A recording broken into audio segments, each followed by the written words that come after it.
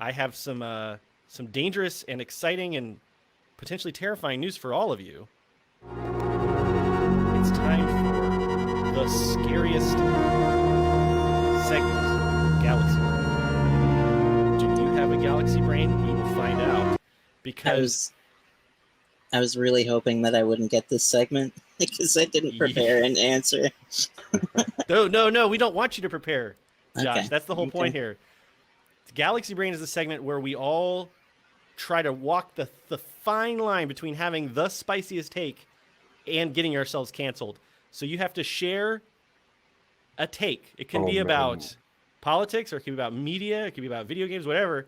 But the way you win this segment is by almost getting yourself canceled, but just pulling back at the last second and just walking that line as finely as possible. So I will start off as I always do.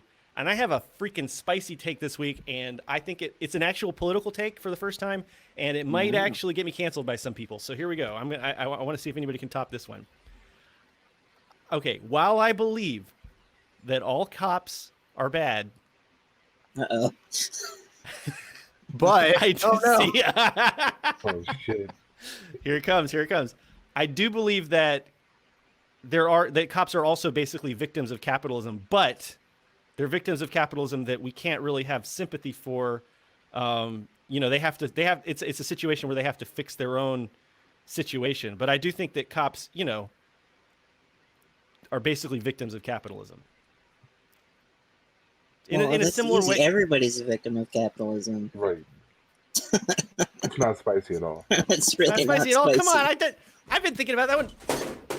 Oh shit! Oh no! They got him. Spicy. It was so spicy that the fucking stream got. Oh no! The feds were waiting at the door. They just waited for him to drop that. That was a stream fail. Okay, Radical Reviewer, why don't you tell us your tell us your spicy take while I fix everything that just got destroyed here. Okay. Well, just real quick response to your take is that when I did my video on anti-military songs, that was a lot of the comments were like, "Hey, now these aren't exactly the cops," which I thought was kind of interesting. Anyway, but this is actually what I was talking with you about before. That I said I was listening to the show while at work. This segment came on, and it caused me to think of something, which I later am now making a video on, which will come out on Friday, which is, if we think of like effective groups, like maybe Earth First or Black Panther Party or the pipeline protest and stuff, these are groups that face incredible repression, right? Fire hoses and whatever else, agent provocateurs and all of this. So if we think about that, an effective political action is one that also faces repression. So my hot take is, unless we're feeling a pinch of some kind, BreadTube isn't maybe effective. Whoa. So you're giving up on BreadTube? No, not at all. But it's something I've been thinking about, right? That like, if we're not being repressed by the system, then are we just like a safety valve releasing pressure for it? Like, if effective activism is an activism that gets pinched by, gets pressure on it, and we're not really feeling, the pressure in the way that like the Black Panthers or the Dakota Access Pipeline protesters were feeling it, are we as effective? So now we can actually talk about the actual topic, which Radical Reviewer touched on. And the idea is how to avoid building an echo chamber. And I guess Josh and Soch had some ideas about this they wanted to share. So I'll just let you two kind of take the floor and lead the discussion here. So I wanted to talk a little bit about the echo chamber part, right? So and talk about how to avoid being an echo chamber and introducing fresh thoughts and ideas into leftist circles. I noticed a lot of leftists getting news and then heading straight to left Twitter or left Reddit or something, and them just echoing the sentiments that they read there instead of first formulating their own thoughts about it, thinking about it, and then understanding why they feel the way they feel. And that will lend, if they do that, it will lend to a more cohesive identity as a leftist, right? Rather than just getting talking points from leftist mouthpieces. So this way, like, you not only know what you believe and why. So I had said that before, but so let's say you're talking to a very new leftist, like let's say it's like a Dem soak, who is just like just taking their baby steps into leftism from being a lifelong liberal, and they're asking you about here's going to be a spicy topic, but gun control, right? You can confidently say, "Well, I do not support gun control," because you've heard that a million times in leftist circles. But then, like when you're talking to the person and they press you for more information regarding why, like why do you not support gun control? You're left like furiously googling like why gun control bad leftism, and you might not know like you might know like the revolution meme or the Marx quote because you've seen it on like Chapo Trap House or something. But there are nuances like gun control being used to disarm poor communities of color, you know, or how we cannot rely on police to have our best interests in mind, or like we have to be able to protect ourselves in situations where police are like siding with the alt-right or neo-Nazi groups, and it is up to armed leftist groups like Redneck Revolt that use guns to protect themselves from actual fascism. So in that terms, you know, so like if you stop to think about how you feel, your praxis is going to go a lot deeper, and being able to disagree and discuss rationally why we disagree is a valuable asset in all facets of life, not just in leftist communities. So yeah, so Josh, you have anything to add to those sick takes that just got laid down? Nothing in particular. I mostly agree with everything that Soch just said. Right. I have another problem with echo chambers, in that they make it difficult for people outside of the echo chamber to join in. And if our goal as leftists is to bring people over to our side and like improve the living conditions of most people, doing that through echo chambers it's not gonna happen. Um, um, so yeah, I think like being open to accepting people into like whatever communities we build as leftists is important. And that actually reminds me of like leftist communities on Facebook, which are notorious for being just absolutely terrible at doing things like that. You know, like when somebody that doesn't understand like a particular point or leftist thought, they tend to get dogpiled and then never come back and never seek to like expand their knowledge on any sort of leftist theory or anything. So yeah, I think that's just all I wanted to add. I mean, it's definitely like and I think just to kind of pull Radical Review's earlier spicy hot take back into the mix, a major problem I think with any kind of radical politics or you know, the danger of it becoming a niche, you know, where we're all just kind of we all kind of feel like we're getting a lot more accomplished than we really are because we're all kind of patting each other on the back and we're all, you know, visible to each other. So I mean, a great example of that would be like the fact that ContraPoints is probably the most popular leftist YouTuber and has about like 500,000 views. This has been brought up by a few people, you know, pointed out by a few people. Whereas there are like you know, channels for like unboxings that have many times more subscribers than 500,000. So like we might feel like we're doing really great, but we're actually not having that much impact. Do you think that's the case? Anybody want to chime in there and speak to that? Like, are we actually reaching outside of our bubble? Are we going out and making impact? I think we're beginning to. Yeah. I think that's the thing. We are, but we're beginning to. You know, like 5 years ago, there really wasn't a leftist presence on YouTube. No. At all. And I will say, like, I think it's impressive what we've done in terms of the footprint on YouTube itself. Like, I think it's impressive that we've built what we have so quickly. But I don't know if that's enough. And I think you're right. Yeah, it's like kind of just the first baby step. Of course, it's not enough. Like we don't have socialism. Oh shit! I forgot. That's kind of the point of this, huh? Yeah, exactly. Well, I feel like it's a hard,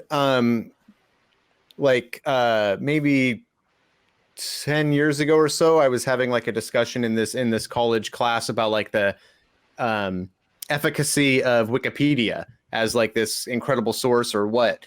And one person brought up, and this kind of has stuck with me for a while, that like, okay, Wikipedia is awesome, except that like when an idiot like goes to find something to prove their like wrong opinion, they can find it like either through Wikipedia or online in general. They can find it, and there's not enough time in the day to watch like all of Sargon of Akkad, all of Crowder, all of Non-Compete.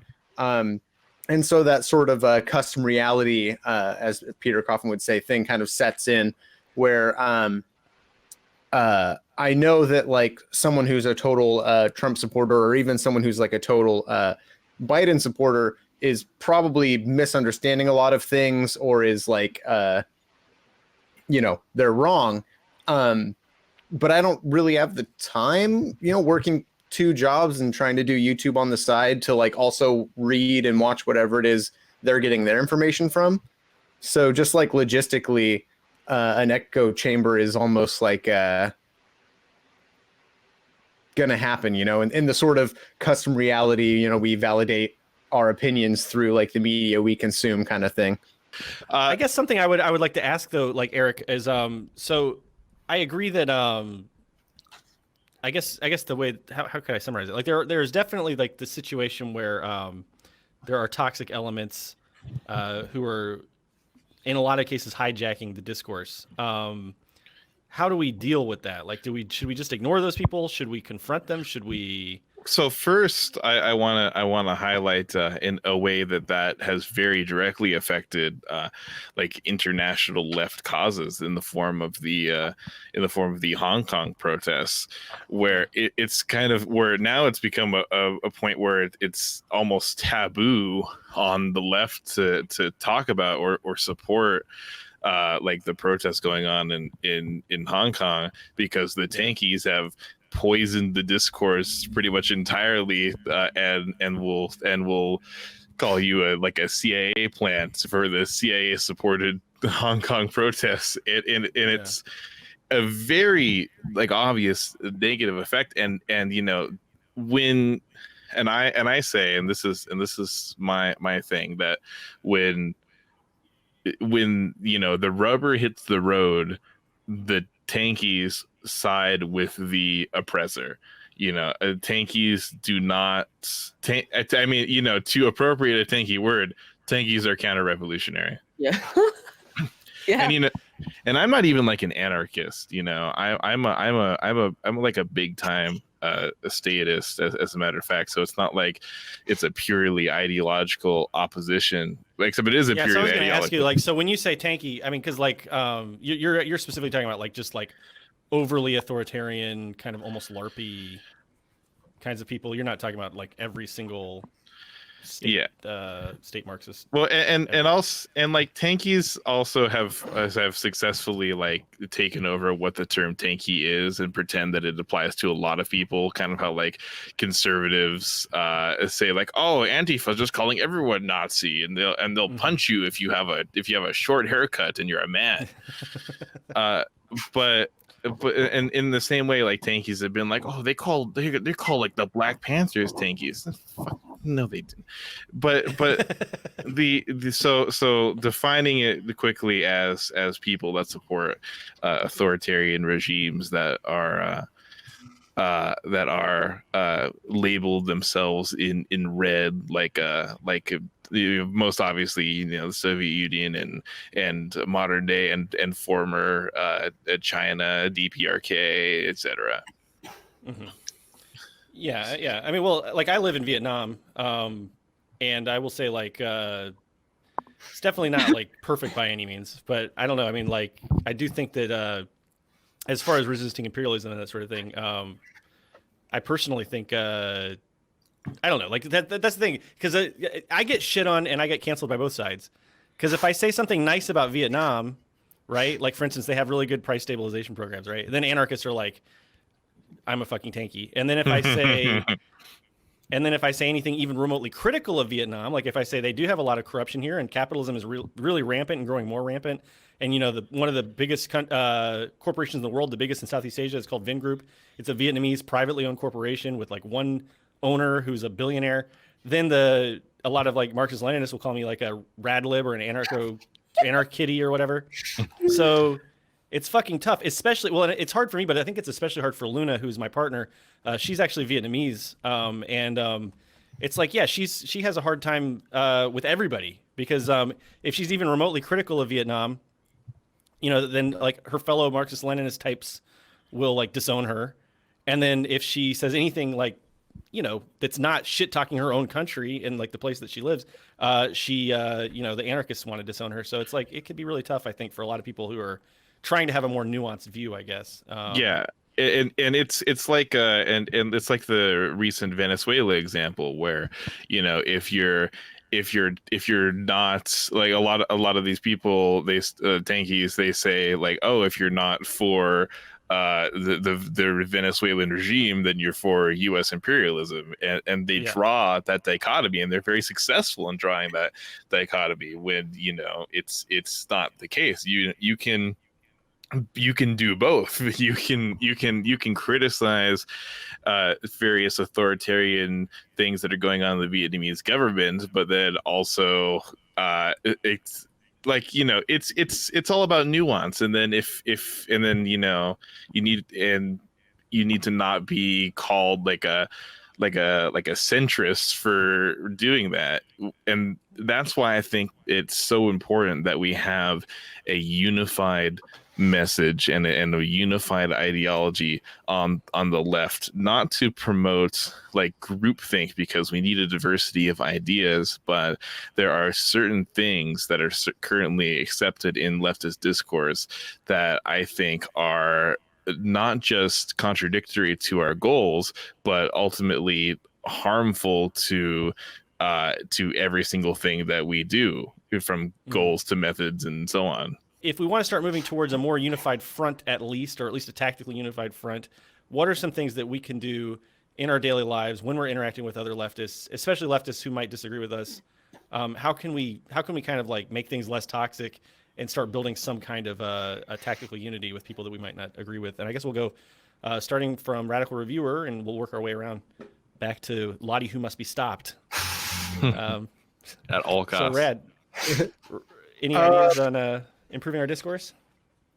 Yeah, I mean, this is maybe kind of like a I don't know if this is like a hot take or not or what, but I've kind of mentally tried to only cancel, to use the term, people that I have interacted with to some extent personally, because like someone who I've kind of seen on online here and there, they don't have like enough impact for me to like, I'm canceling, like, this person needs to have their platform taken away, no one should be watching this person's content at all, they have nothing to offer.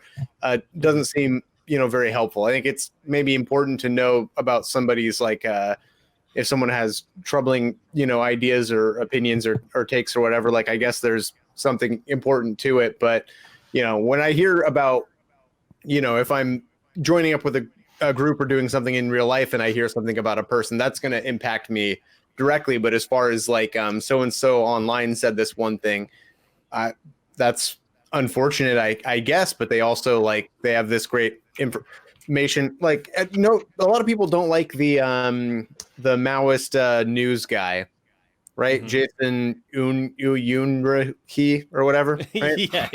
yeah okay. He's kind of a jerk or whatever, right? He did like a video about like anarcho-pac or whatever that was bad. But also Gina Haspel, who's like Trump's CIA appointee, who's like a wanted war criminal, like him and Step Back History were the only two people that did videos about her. And so like I don't mind referencing that video, even if he's like considered like a jerk and stuff, and most people consider him canceled. Well, he's the person that came out with the video about it. I don't mind pulling from that when I need to. So there are definitely folks who maybe we have a disagreement with ideologically, but they're still like reasonable, rational people, and we could probably work together on projects. And then there are the people who as Erik keeps hinting at, completely lack nuance.